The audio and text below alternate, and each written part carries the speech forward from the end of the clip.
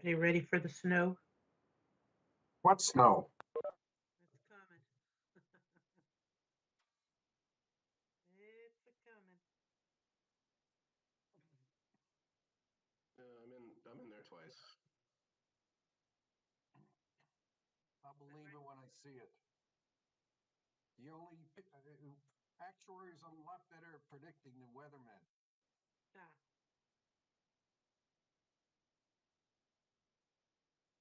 I'm sure.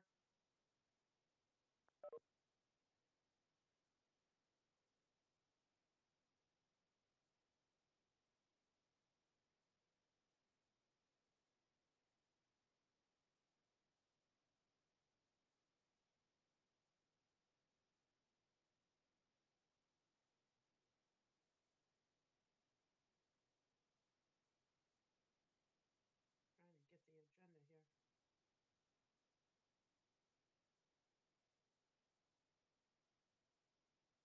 Oh, 6 to 12 inches.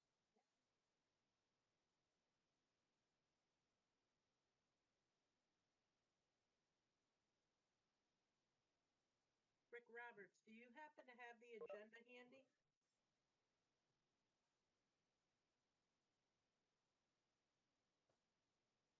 Andrew, am I still muted? Nope, now I can hear you. Do you have the agenda?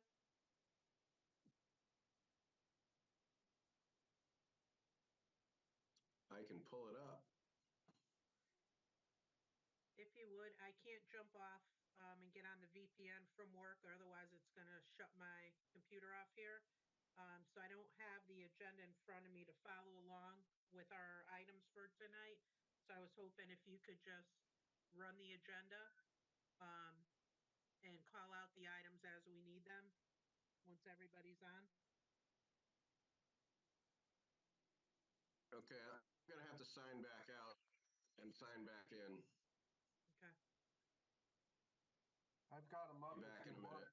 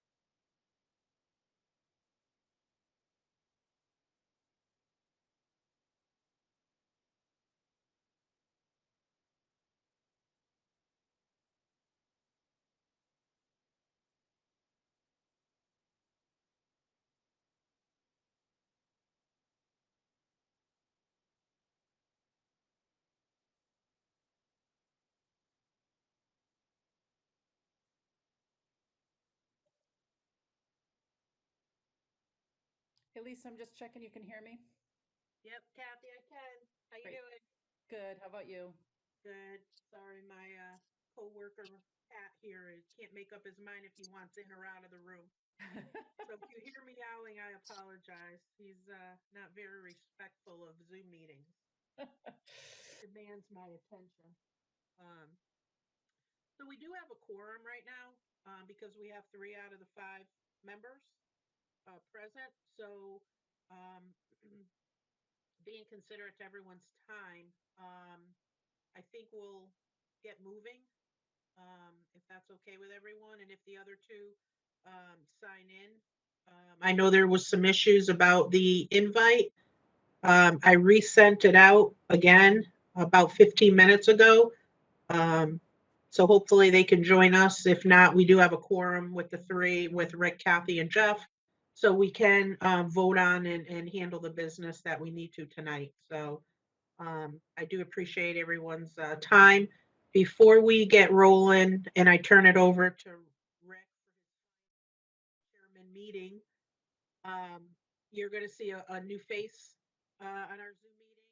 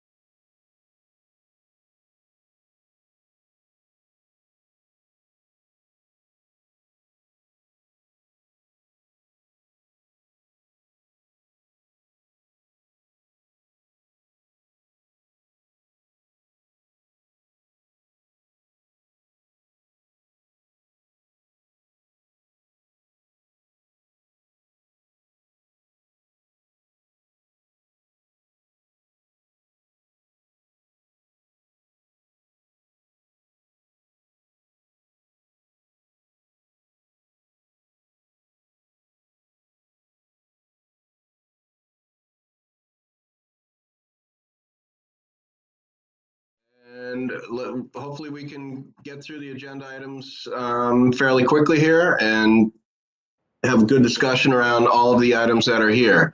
So Chris, I'm assuming item 1 is you with the investment results, and it's a discussion item to let us know how the investments have done for the, I guess it's probably the last 9 months since we haven't really been able to get together. Mr. Chairman, exactly. We've got formal results through September, and then we can give you a little perspective as well on Q4 to date, and backfill a little bit given we're in mid-December. Can I, Lisa, do we want to share screen and up the report itself that I can flip through, or how do you want to do this? I don't have the ability to share the screen. I don't know if you do. That's what I'm just looking at now. I don't know if the organizer has to authorize that or not. It doesn't seem like right now that I've got the ability to share here. Megan, are you on the call? I do see your name. Is it possible for you to allow Chris to share his screens? If you go to the button next to the start video, there should be the option to share your screen. Yeah, when it's share content, but then it doesn't seem to let me. Let's see here. Yeah. No, it doesn't seem though to let me pull the content off my system. Unfortunately, I'm not sure why. Well, everybody got the package, right? Yeah, so I get it to Lisa's point, Rick, if no one objects. I think everyone has a package there. It's just, it should be the attachment labeled WH Retiree Medical 3Q20 QIR. So if everyone has access to that, it's a heady document, as you all know, but we'll hit the highlights here and get you caught up on the investment portfolio. So I'm going to jump ahead here if everyone could, and just center for a minute on slide 4, and just share very broadly the idea that I think, as you all know, that since the throes of the crisis in March, the appetite for risk since then has been pretty darn steady, and is evidenced on this page in this visual you'll see for the third quarter in particular, kind of more of the same, right? So these are global equity returns beginning and end to quarter, and a pretty pronounced a run-up in equity prices. Certainly through the summer, we had a little bit of a pause in September with some concerns around the technology sector that, as you all know, has really been, until very recently, the leader in terms of what's worked absolutely best in the capital markets. But if we skip ahead to page 5, a lot of numbers on the page, but if you can make it out for the quarter, certainly you'll see there in the middle of the page that the breadth of risk appetite extended beyond large cap U.S. equities, and we saw positive returns really kind of throughout the equity investing opportunity set. So international equities, growth and value stocks, and the like, all kind of performing reasonably well. Again, against that backdrop that the large cap growth names have been the strongest until very recently. The bond markets, you see in the upper left-hand corner of the page, kind of grinding along. Interest rates, as you all know, remain very low.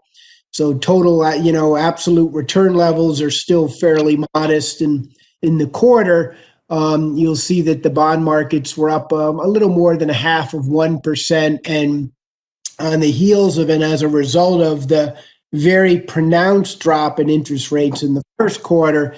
Interestingly enough, the fixed income markets through September broadly up just shy of 7%. Would have been hard pressed to think, 9-10 months ago that would be the case, given everything that's gone on. The other thing I would offer up to the committee this evening, and we'll see this when we touch on numbers momentarily, we have seen a pretty decided and interesting turn in the markets over the last couple of months, and we've seen a market of much greater breadth, right? So I mentioned earlier large cap growth stocks doing particularly well. If you look at the fourth quarter to date, the leaders, if you will, to date have been things like small cap stocks in the U.S., the value style of investing versus the growth style has been pronouncedly outperforming, and the international markets are performing very strongly as well versus that S&P 500 cohort.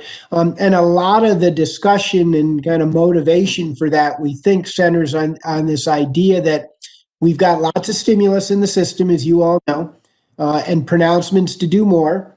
Both the Fed saying they're going to keep rates very low in the monetary policy front, and then moreover, you're seeing now, right, kind of the reignition, if you will, of talks in Washington around a second stimulus package on the fiscal front. You take that, and you take what has been, right, largely constructive data and information on the vaccination front and the efficacy, and that has certainly created a tailwind for investor appetite and for risk sentiment more broadly, and the idea that into 2021, could we be setting the table for a revamp and a re-up, if you will, right, in economic activity broadly, and kind of just a re-elevation in all things economic. And if that in fact is the case, some of those other areas that are starting to tease with higher returns as we come into the end of the year, that breadth is kind of natural when you've got a new economic regime taking hold potentially. So kind of, interesting and certainly all kinds of things going on under the hood in the markets. I, in the interest of time, going to jump right ahead, if no one objects, to slide 13. And you will see there the portfolio as of September 30th, $24.3 million. All of the managers that are listed in the program in good working order. And we'll see momentarily, most of them having pretty darn good performance as well. The one thing we will work with Peter on that I think everyone would take note of, you do see there by virtue of the relative performance of equities versus fixed income, that the portfolio is somewhat overweight equity now. I think as we come into calendar year end, we'll work with Peter and we'll square the portfolio back up, trim some of those winning equities and get balance back square to those strategic targets, that 50-50 mix. So just an FYI for the committee, we'll kind of mechanically do that as a matter of protocol, and just a disciplined portfolio administration and rebalancing as we come into calendar year end. The performance story has been a mostly constructive one. I turn your attention on slide 14 to the middle of the page there. You can see for the third quarter, the portfolio is up about 4.7% versus 3.9% for the benchmark. You can see year to date through September, an advantage as well, 6.2 versus 4.1, and then the 1 year number through September closing in on 11%. And fairly healthily above the blended benchmark. So kind of all encouraging signs there. You don't have the data in front of you, but I have occasion just to look into our system formally, and on a preliminary basis through November, you see there year to date of 6.2. We've got the year to date portfolio up as the end of November at 12.2%. Versus a benchmark return of 9.7%, and a 1 year number through November now. You see there 10.8, as I just mentioned, through September. Through November now, a 1 year number of 13.8% versus 11.5%. So I think we've had lots of things working in favor of the portfolio, and certainly the managers have been doing good work on a relative basis. So I think we're in pretty good working order. The only other thing I might offer up quickly to the committee, you'll see on slide 20 of that same deck. I know some of the longer standing members have grown accustomed to seeing this data, but you'll see the individual track records for the mandates at the manager level, kind of the numbers, if you will, right under the hood, that aggregate portfolio profile that we just talked about. And as I mentioned, I think by and large, most of the managers have been up to task there, kind of delivering competitively versus their benchmarks and his peer offerings as well. So the breadth of that incremental return is fairly diversified as well. So kind of just back in terms of a quick concluding comment, and then happy to take questions from the committee. Think we're in pretty good working order. We'll do that reallocation work with Peter. But otherwise, I think that the portfolio is in good working order, and performance has been strong, and the individual managers and mandates kind of working positioned and profiled consistent with our expectations as well. So with that, let me pause for a minute and come back to the group and see what questions, if any, you may have. Jeff Caddison, a couple years ago, there was a shift towards foreign. You still happy with the allocation, foreign versus domestic? Yeah, I would say, Jeffrey, even more so now, right? Because if you see, again, if you look in the fourth quarter, you've seen international equity really starting to take hold. So we think that the profile you have right now, which frankly, right, has been a little bit of a headwind, right? More international versus domestic has been a little bit of a headwind, frankly. Seems to be starting to come to pass that you're starting to see some of those valuation advantages trickle into the international return streams, and we expect that to persist. So I think the mix there is spot on for what we best anticipate in the coming quarters. Domestic is more richly valued than foreign for the most part, from what I read. Yeah, that's correct. Yep, that's an absolutely true statement. So we're mindful of that as well. Thank you. So, Chris, Rick Roberts here. The in your guys' opinion, is the allocation correct? Because I know we had a discussion at the time about the international piece, and the decision was to go with a lower percentage on the international, even though it looked like international was going to do quite a bit better. has the portfolio performed? I think from what you've said, the portfolio has performed well compared to what was decided, but was that the right decision? Yeah, I think we had, if you remember, Rick, right, we had tried to follow suit with what had happened in the pension plan.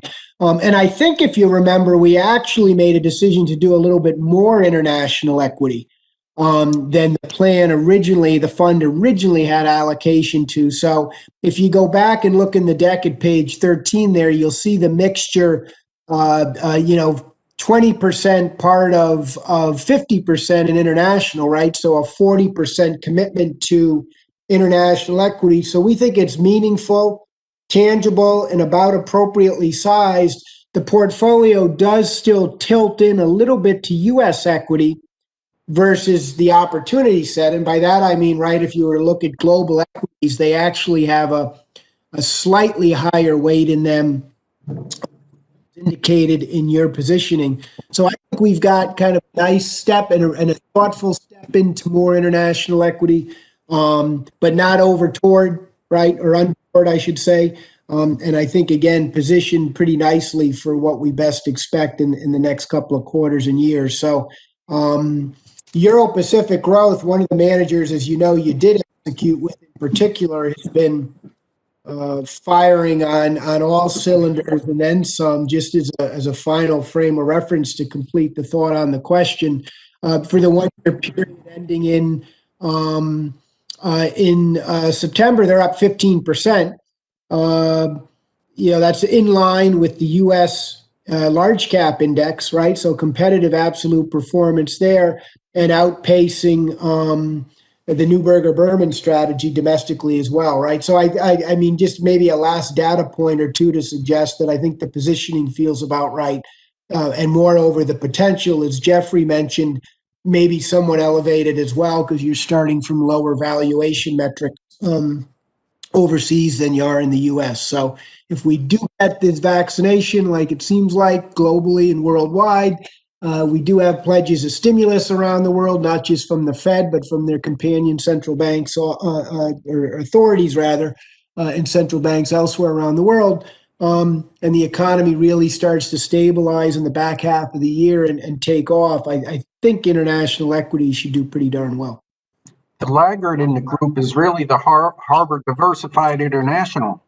Yeah, and that's a newer, Jeffrey. It's a little bit of a newer mandate there. They have had, admittedly, a little bit of a struggle out of the gate. They tilt a little bit to the value style of investing, right? We show them, as you can see there, in a bit of a core universe and versus a core benchmark. Their tendency on the portfolio construction front, however, is a little bit value oriented. That's by design, right? Because it's meant to be a counter to the Euro-Pacific Growth Fund and its tendencies from a style standpoint. So nothing there that crops up yet, just that we view as all that concerning just yet. We're certainly mindful of those recent results, but the manager there, Marathon, is still pretty well regarded, and I think will be up to task if we give him the benefit of a bit more time. Well, and on top of that, I keep reading that inflation levels are going up, commodity prices going up, and that's where value will outperform growth, which may play right into their wheelhouse. That's true. You're absolutely right on that. That's a good point. So just to wrap up from what I heard, Chris, it sounds like the decision that was made has performed well. Yeah, I mean, I think, right, the ultimate, Rick, litmus test for us, right, is at the portfolio level, right? Managers will mix and max and wane a little bit, but the ultimate testament is in that aggregated number, and clearly, as you can see there versus benchmark, the results have come in fairly nicely and been additive. Yeah. Broad market. So I think that is an affirmation to us that, those decisions have been, were well suited. Okay. Yeah. And I just want to validate that we're moving in the right direction and continue to move in that same direction. And everything points to it's working well. Yep.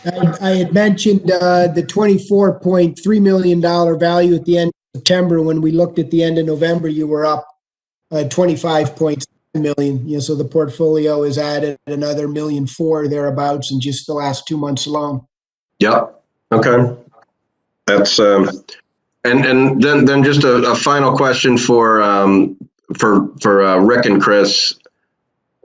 When we were talking over the past 2 years, maybe even a little longer, how is the portfolio performing to come back to being fully funded? Is it moving? It's obviously the dollar amount is moving in the right direction, but then with the actuarial valuations going on, are we getting closer? We moving in the right direction there? I'm going to defer to Rick on that one. Yeah, we are. We're going in the right direction, Rick. But we are right now. We're at about $170 million in liability. So, so we're moving, progressing in the right direction, but certainly there's still a gap there that we need. That's going to take a while to. Well, is the gap closing, or is the liability going up and we're still not catching up? The liability is going up. We're waiting. I know we have the draft of the latest valuation. I haven't seen it yet. I know Peter. I don't think anyone from finance is here tonight. So that liability continues to rise pretty significantly every year. 7 or 8%. So I'd say we're keeping pace with that number. We're not close. It's not really closing that gap significantly. It's a long time to close that gap. Yes. Right. Okay.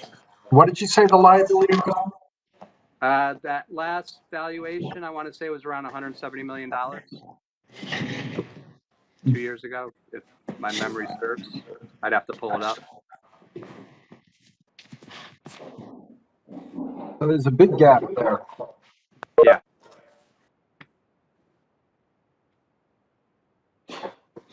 But Rick, do you recall? I don't recall what the liability was back when we started doing the investing. So has the dollar amount closed a little bit, or are we looking at the liability has increased pretty significantly and the investments are not quite keeping up?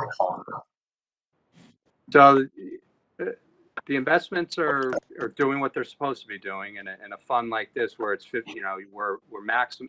There's limits in terms of what we can put into the equity market, right? We're at absolutely, yeah. 50 equity.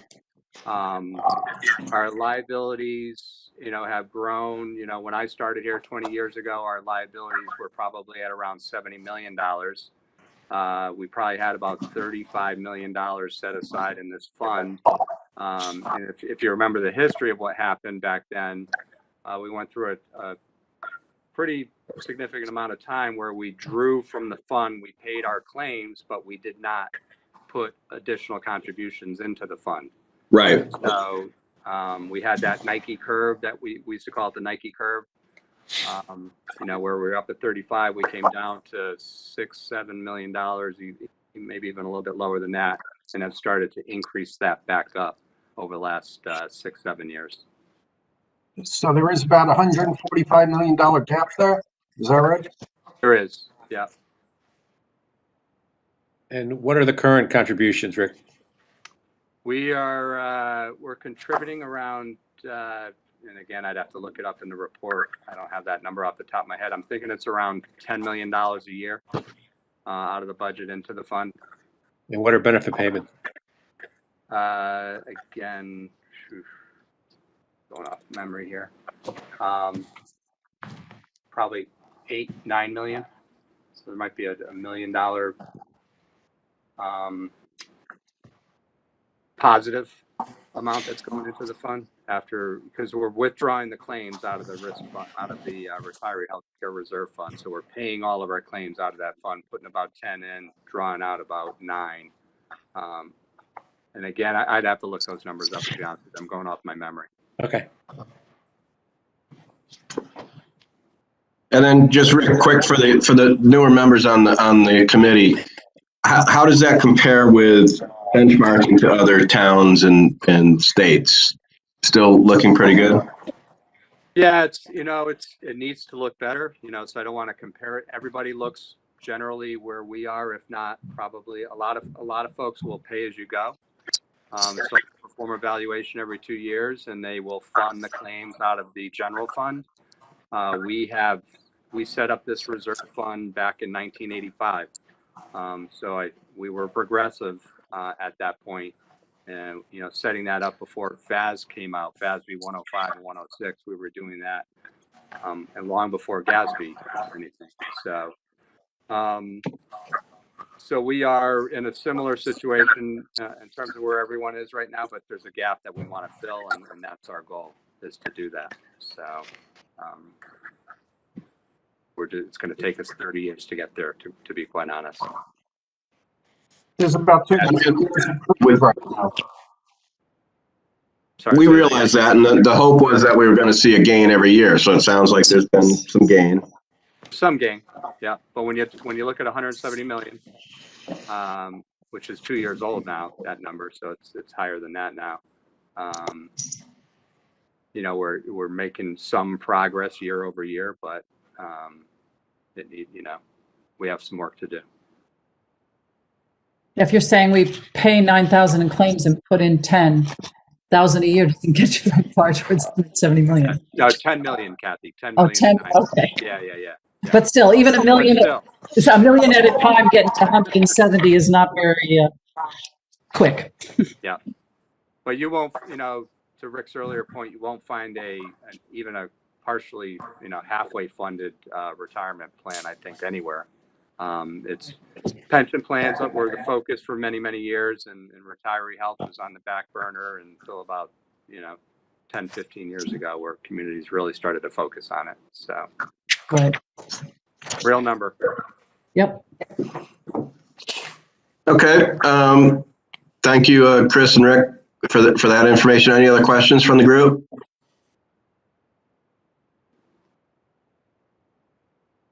Great. I'll let you get on with the meeting, and great seeing everyone, and enjoy the holiday season, and we'll see you in the new year. Chris, thank you very much. All right. Thank you, folks. Bye. All right, Rick, I have you as the health benefits status discussion item. Yeah, so we had emailed out the quarterly health claims report, which included 2 documents. The first one is one that the board's very familiar with, and that's our claims analysis. And as you can see through the first third of the fiscal year, our health claims are down just over 4% from last fiscal year, which is good news. And if you look over the last 4 or 5 years on that document, you can see that we've been running fairly well over the last 4 or 5 years, with each of those years coming in under national trend, which is averaged in that 7 to 9% in each of those years. So we finished last fiscal year at about 47 million. And we're looking at, as of now, through the first third of the year anyways, coming down to about $45, $46 million. So if this keeps up for the remainder of the fiscal year, that'll be good for the risk fund, and it will be good for certainly our retiree healthcare as well. Back to that earlier conversation.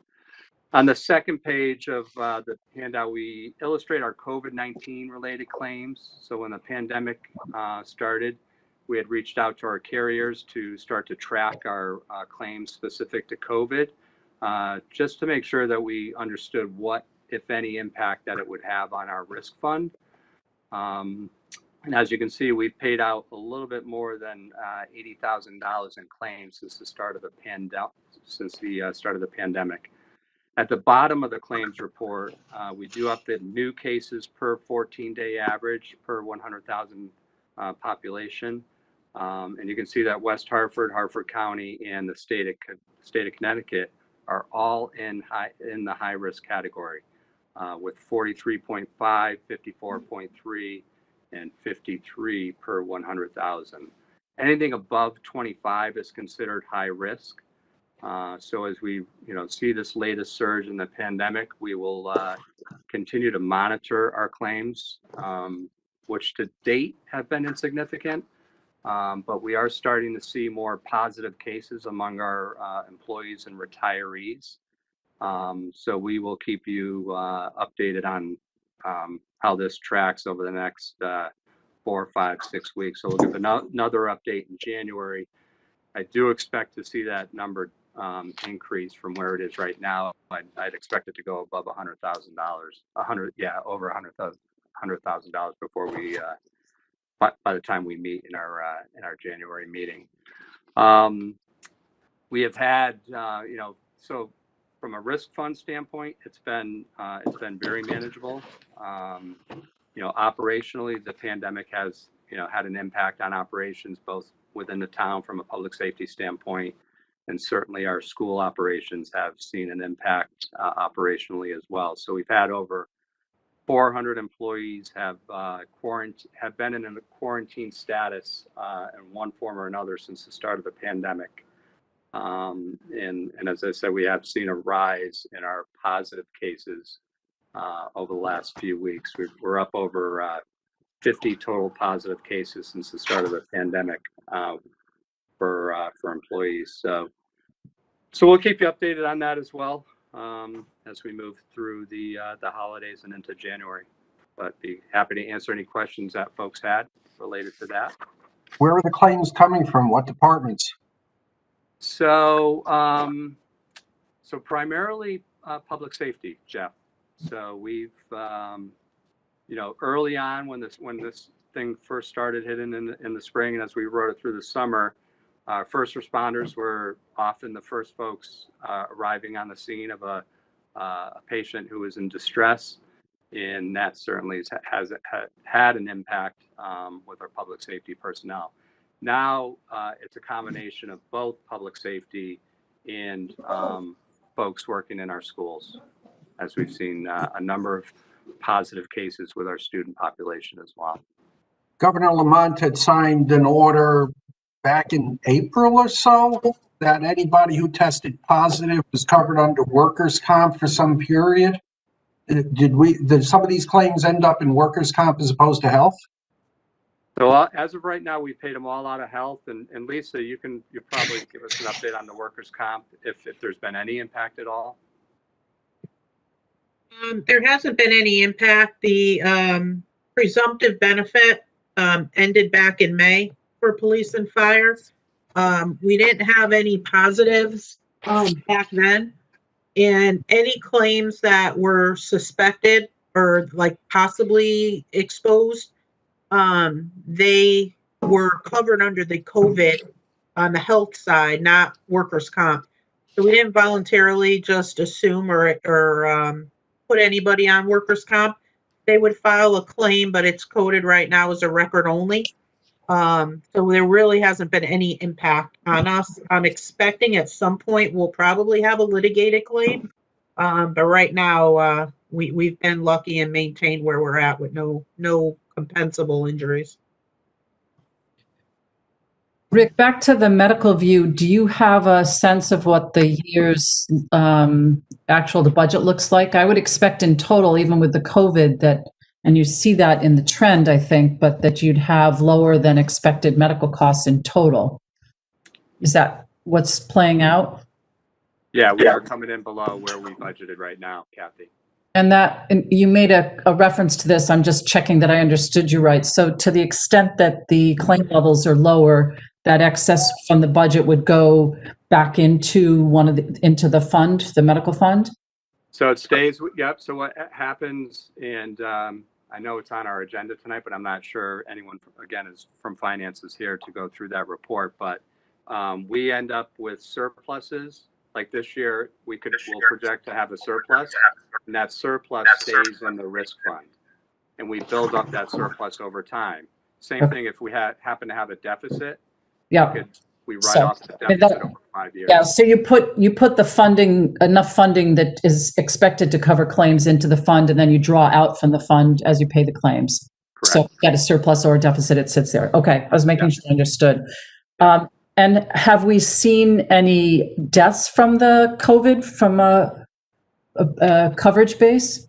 We did. We had, unfortunately, we had a retiree pass away last spring. Yeah, okay. So we have had one. Yeah. Okay. Hopefully it stays at that number. Yeah.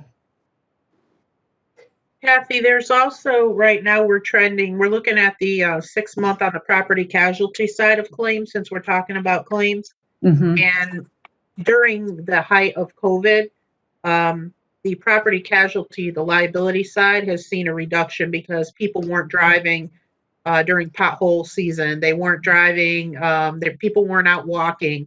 So the claim numbers from March until roughly the end of June, you're going to see a lot lower claims and payments, which is also going to help the risk fund. I'm anticipating on those line items. So again, Silver- that money. Okay, silver linings to this lovely black cloud we've been under. You have to try to see the good with this. So hopefully it'll help offset some of the other costs the fund got hit with. But I think right now you're going to see property casualty numbers down as well. Okay. Everything I'm seeing from my clients, general liability is looking great. Public officials looking great. Law enforcement, all of them. Yep. As long as you don't have the two political sides nearby.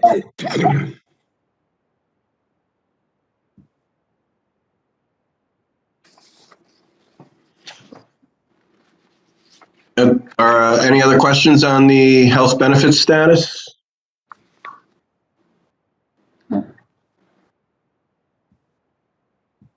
No, we're good? Yep. All right. Lisa, you'd be on the risk management fund results and adopted budget? That's actually was going to be a finance discussion. Oh, okay. And Lisa unfortunately she had a funeral to go to tonight, so she's not able to be here. But I'm going to request that she does up a blurb about the fund status and how we came in, and the projections for next year. So she'll email something to me and I'll be sure to get it out to the group. But overall, the property casualty piece of the budget, we came in under budget last year. And our premiums right now for the insured program looks like we're also going to come in a little under this year, which is great. So the fund overall is in pretty good shape this year. I'm looking forward to see where we end up. We'll have a better idea after the December loss reports and the December totals come in. But right now, overall, the fund is, from a claims perspective and the budget is looking really positive this year. What's the Unless, property? I see Rick shaking his head going, yeah. So I think we're Keep it doing up. okay. What's the property renewal date? Property renewal date is July 1st. So FM, we just had our annual engineering meeting with FM. I asked them to give me some early projections if they could by the first week of January. So I should be getting that in pretty soon. I'm anticipating between a 9 and 12% increase this year. Last year it was a 21. But overall, we're in pretty good shape. We increased some of our deductibles last year, which, we took a hit last year, but we were coming off the tail end of a 3-year successive renewal. So they were pretty much locked in for those 3 years, and they kind of hit us with a catch up. So overall, if you had an increase for those 3 years, the overall increase was roughly about 12%. So, so I think we're going to be okay this year. I don't think we're going to get hit as hard. The property market, from everyone I'm seeing, is chaos.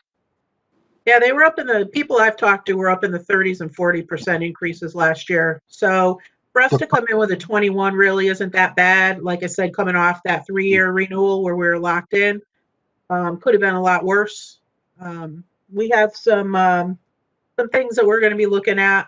We're going to try to manage some costs a little bit differently on the property casualty, going to a managed care plan on the comp side. So we're looking at, a few options for next year. I'm kind of excited now that John's here, I could spread my wings a little bit relax and breathe. So I think we'll be okay, but I will have Lisa Newton do a blurb, and I'll submit that to you guys in the next few days. Yeah, so now in that 21% increase for the property, that over on a premium basis, that's not too bad. But what was the retention increase? Because that you got to kind of factor in. Our retention stayed the same. Oh, I thought you said you had to take a higher retention. We got deductible changes. We are 50,000 per location instead of 50,000 per event. So that was a pretty big hit for us. Everything else, that's still peanuts. yeah. I mean, considering, we have it. So, overall it wasn't that bad. But again, we went from 10 million in cyber down to 1. So we had to shop out the cyber to the tune of additional 45,000. And that we moved over to Travelers. So, it wasn't horrible. I'll just say that you didn't really have cyber coverage under the FM policy anyway. So now you've got better coverage. We got better coverage. We upped we upgraded. Right. Yeah. So, and now we're pretty well. We're good, and we're in good shape right now. I think overall the whole risk plan is right where it needs to be. Are there some cyber risk management efforts outside the IT arena? Are there people in town that work on that? Because the public sector is a major league target of cyber. Yeah, Jared Morin is our IT director, and he works pretty close with FM and this past year with Travelers to do our cyber risk assessments.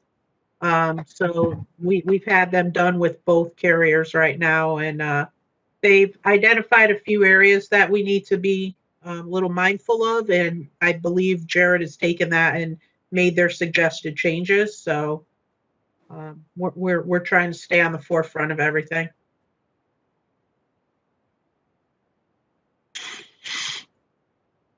Oh, sounds positive. Any other questions on the risk management fund?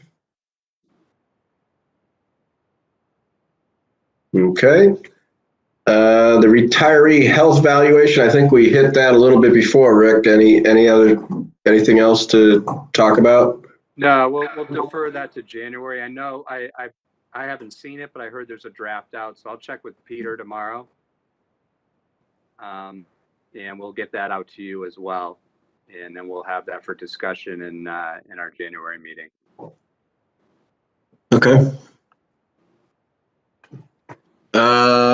Any input on the 2021 annual agenda meeting dates?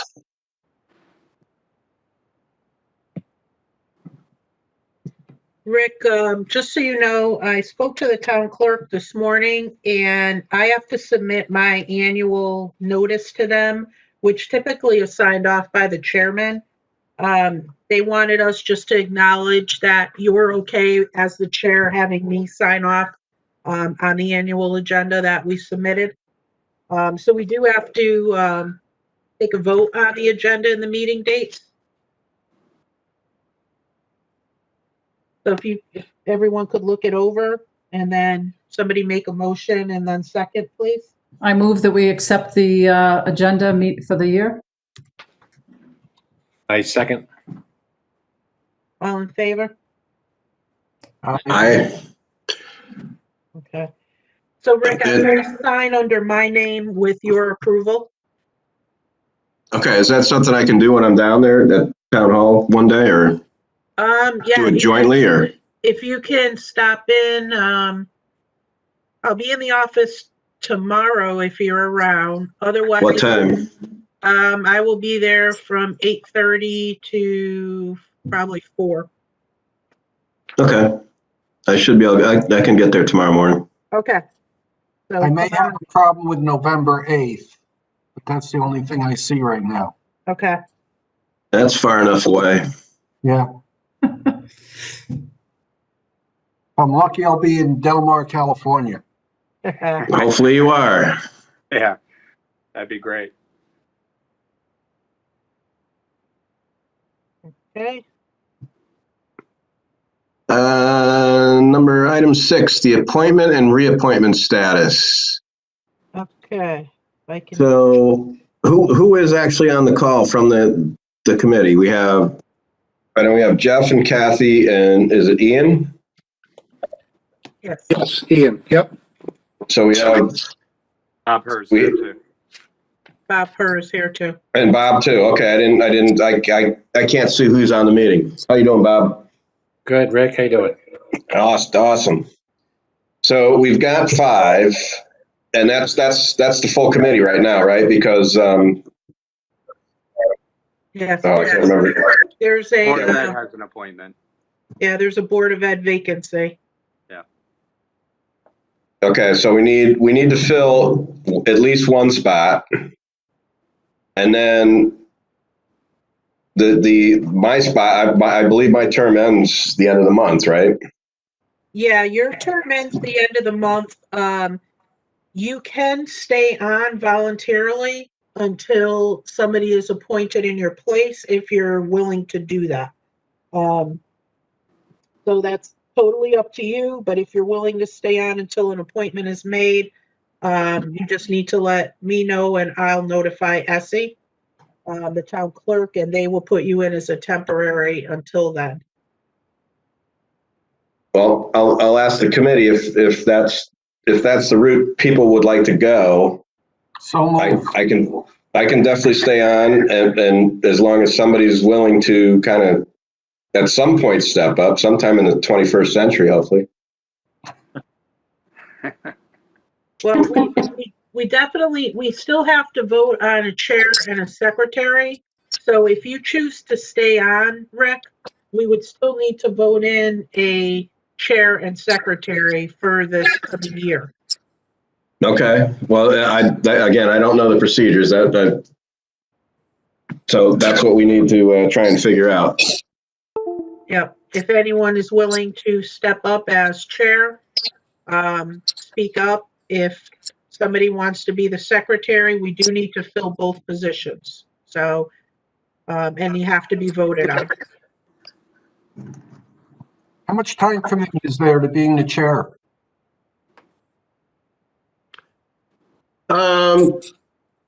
So far, it hasn't been much more than outside of the meetings. Occasionally, I'll talk with Lisa, and I know Rick personally, so I run into them and chat with them about different things. It depends on what you want to make of it. The former chair seemed to get highly involved, and that was his choice.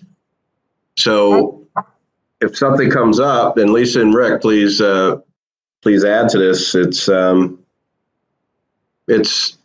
not a huge commitment. I would volunteer. Okay.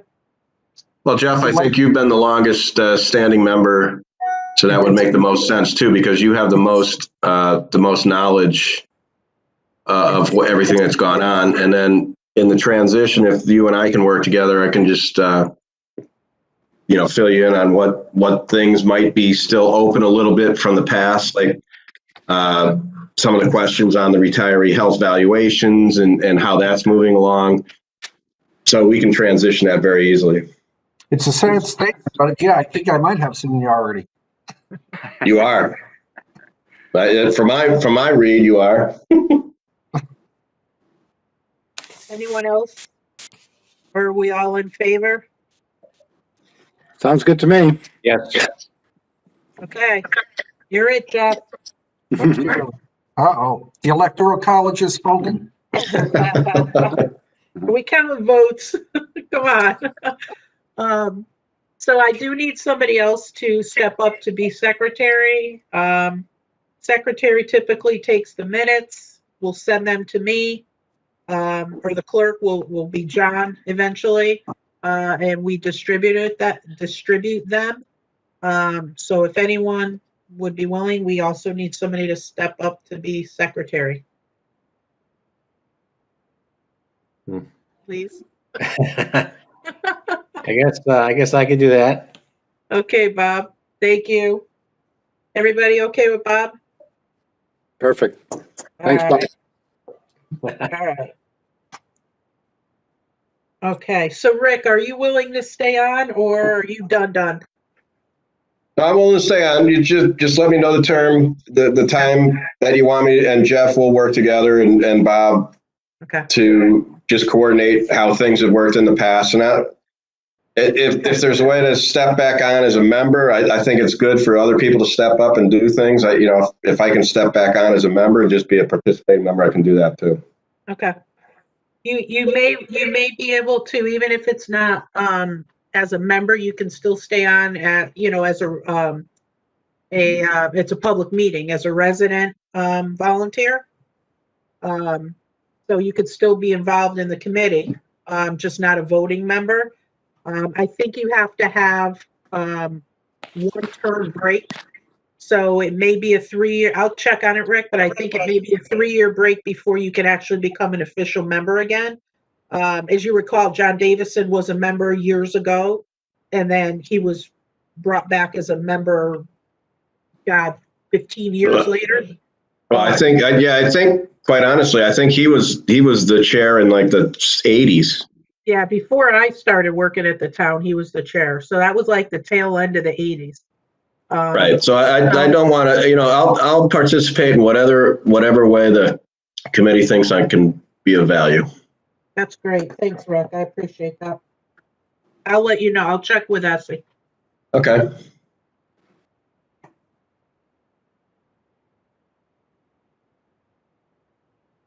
All right.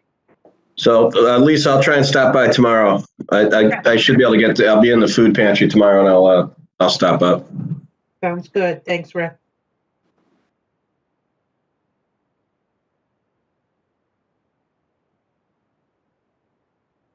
So then our last two are the procedures and objectives, and we've had discussions over the years on both of these, and I really don't think anything has changed dramatically for either of those. But if anybody has comments based on your participation as new members, we would gladly take suggestions on improvements that could be made to the procedures or objectives. But basically, for the newer members, we perform an oversight role to the risk management and benefits programs of the town. It's been in place for, Rick, you'd know better than me. I mean, Pete Davison knows it's been like 35 years or so. Yeah, mid 80s, I think. Yeah. So it started the Retiree Reserve Fund, 85 maybe. So say from 1985, and it's a progressive. In 1985, obviously, is very progressive, and there still aren't many towns that have a group like this that gets together. But it's a check and balances. It's a process to try and bring expertise from outside of the town, from town residents, to help Rick and Lisa look at things maybe a little differently to improve the programs, or just if they have a place to come to ask questions and use us as a sounding board. And it's nice to see that the town wants to involve the residents in something like this to help the town continue to improve. And obviously, West Hartford has always been one of the top-rated towns in the state and obviously in the country. So it's a process that works. All right. Well, thank you, Rick, as one of the new members. I appreciate that quick update, and I think it's helpful to kind of see what this is, what we're to do. And I guess one of my questions is how big of an expert are we expect to be in some of these topics, if at all? Because some of the stuff I'm familiar with, I'm very good at. Other stuff I don't really know much about, and I just want to know what kind of expectations there are. Well, there's three pieces to what the board is made up of. So, and Rick and Lisa tack on to what I'm going to say here. So typically what we'd like to have on the board is 2 people with benefits experience, 2 people with risk management experience, and 2 people with financial market experience. And then it's taking those diverse ideas and blending them all together and talking through, you look at all this information, and if you see something in there, point something out, ask questions. And so far, everybody that's been on here, very good questions that are asked, bringing in, your personal experience and or your business experience. And those are things that Rick and Lisa aren't necessarily going to see. And then they can take that and digest it and see if it makes sense for the town to do. A lot of things that happen in the business world you just can't do in the town and governmental roles, and they'll let us know that. But it's just bringing ideas, trying to formulate a different way possibly of doing things, or just looking at things that don't look right, pointing things out that don't look right. And then Rick and Lisa and Peter Privatera, who's not on the call today, they'll go back, get answers, and bring it back to the committee. Okay, great. That's really helpful, Rick. And that was really helpful that you mentioned that we got kind of the three areas of expertise, I suppose, because I was a little out of the water with some of the insurance stuff, but I'm very good with investments. So as long as I can help out in the finance and the investment side, and no one's expecting me to know the insurance stuff, then that makes me feel very comfortable. So thank you for that. So that's kind of the diversity of the group, is three different expertises, and then talking amongst each other and seeing if we can bring ideas to Rick, Lisa, and Peter. Perfect. And even within the risk management, Kathy and I are both actuaries, but Kathy's always dealt on the health side, and I've always dealt on the property casualty side. She might not understand what I do, and I might not understand what she does. But our worlds, even though we got the same title, are incredibly different. Right, which is I would imagine a good thing, because that brings even more diversity than even within that section. That's great. Right. So as far as where the current committee sits is, Ian, you and Bob are the financial people. You have the financial backgrounds. Jeff and Kathy are the health and benefits and welfare and workers' compensation. And then from the role I had with the company I was at previously, I have risk management and employee benefits. So I kind of cross over a little bit. Okay. We blend all that together. And, when Chris was talking today, I love hearing him speak. I have no idea what he's talking about half the time. And I rely on you and Bob to tell me if he's blowing smoke. Right. Yeah. And He's very good. He's very good. He brings it down to a level that everybody can understand. You look at, their slides, and we worked at my former employer. We worked with FIA consultants, and they're a great group. Yeah. No, they have a great reputation. So I'm sorry I was a little late. I missed most of that, but I did read through all the materials, and it seems like they're doing a good job from what I could tell. Rick, what were the three groups you mentioned again? Risk management, financial, and what was the third? So it's risk management. You know what? And Rick and Lisa, tell me if it's different. It's risk management expertise, employee benefits expertise, and then financial management expertise. Yeah, I'd say risk management is more property and casualty, which is where you are, Rick, and where Jeff is. Yeah. Finance is investments. Yeah. Where Ian and Bob are. And Kathy has the employee benefits as well. Right. Rick and Lisa, what do you guys find most helpful in having this kind of group? So exactly as Rick had articulated, it's getting, experts from each of you in each of your respective fields that we can consider, bring those ideas back to us. We can bring it to our committees internally and look at potentially making more different kinds of changes to both our risk management plan, certainly with our investments and our employee benefits as well. So each of you has a different level of expertise in your respective areas, and we've always just counted on this group to give us that feedback. We let you know what we're doing, where we are, and then what should we be doing? What should we be considering? And that's what you all have done for us over the years. And historically, there's been a lot of great things that have come out of this committee, starting with that which we talked about earlier in the meeting, the Retiree Health Reserve Fund started back in the 80s before anyone was even considering that. And that came out of this group, out of this committee, even going back to the 80s. This committee was responsible for us moving to a self-insured program. Back, when was that, Lisa? The early 90s, was that? 92. Yeah. So, and then just taking us all the way forward, all the way through from a historical perspective, this committee's been very important in different aspects of our risk management fund. Back in the, as I talked about, we went through a period of time where we didn't make any investments into that retiree healthcare reserve fund. We went several years without making a contribution. This committee was part of working with the council to get us recommitted to, putting those funds back in. And every year, this committee helps us with a letter that goes to the town council and reaffirms that commitment to keeping those funds continuously going into that retiree healthcare reserve fund so that we can close, which is what is a very large gap between what our liabilities are and what our investments are. So this conversation is helpful for me too. Ian, I've been on this for a little bit, but we also missed most of the meetings this year, so feels like a long time. But I have one more follow-up. You said it, I think, because I as mentioned, my career's in health insurance and health actuarial, et cetera. I did enterprise risk management for a while as well, in a previous role.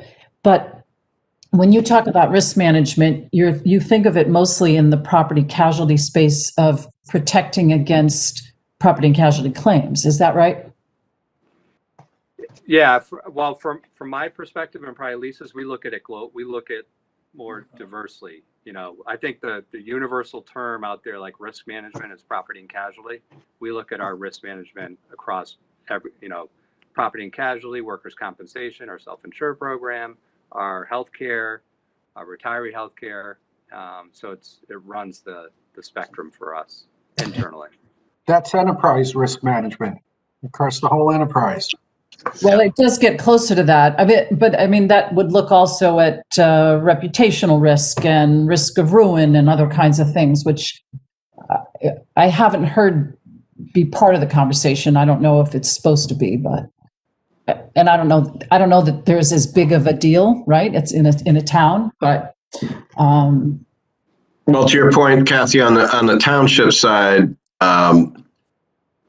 I think West Hartford and from what Rick is just talking about, when you blend your risk management fund together to include workers' comp, employee benefits, and everything together, and you're talking about it in one aggregate basket type approach, that's much further along than most townships are. When you talk about enterprise risk management, you talk about reputation risk and that kind of thing.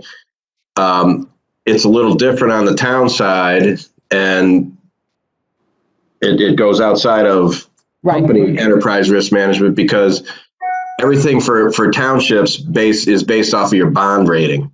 Yep. And the bond rating is so different from how companies work for enterprise risk management.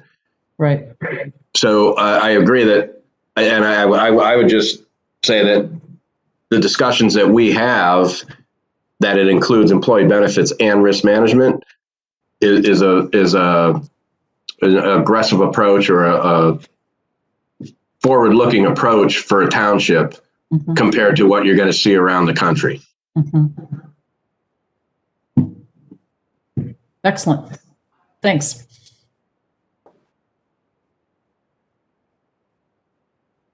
So does that fill in some of the gaps? And maybe what would be a good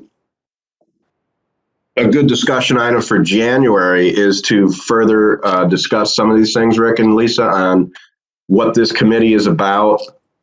Let everybody, since we haven't been able to get together in person, and we haven't just had maybe one of the agenda items should just be what value can this committee bring to you guys?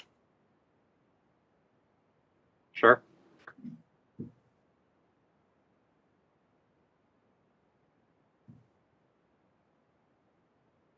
And as you said, over the years, there's been a number of things that I think have been helpful. And quite honestly, from what Pete Davison told me is at the first time that he was the chair of this committee, the town actually brought on a risk manager, which hadn't happened. So Yeah, that's true. Those are That's true. that's the type of thing that can come out of the committee like this. And so for our new committee members, as you think of things or as you see things happening around your industries or where you work, bring it forward to Rick and Lisa and Peter when he can join us. And I can't remember his name, town manager. When he joins the meetings, it might be something that they'd like to bring forward to, again, further the how the town operates to keep improving things for the town of West Hartford.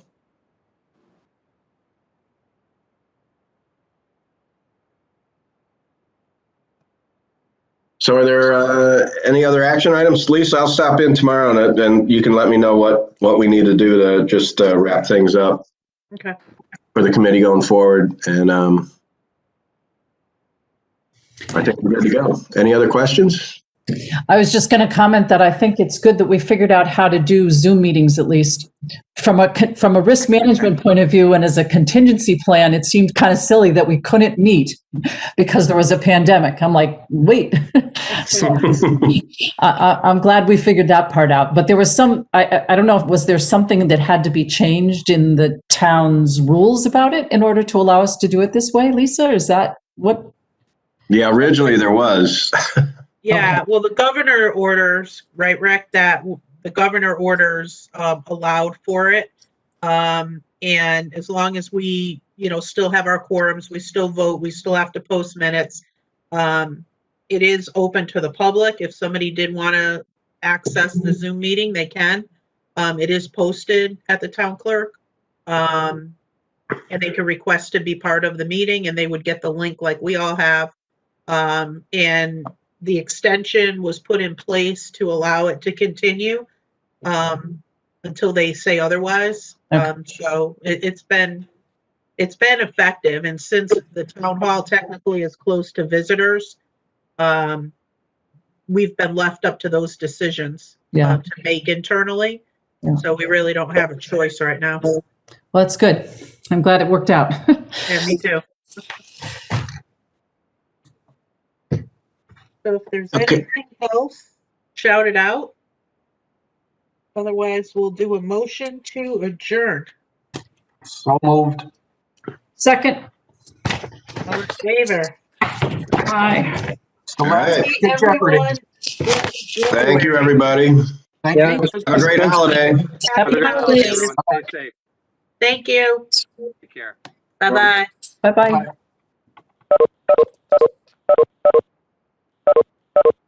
Jesus.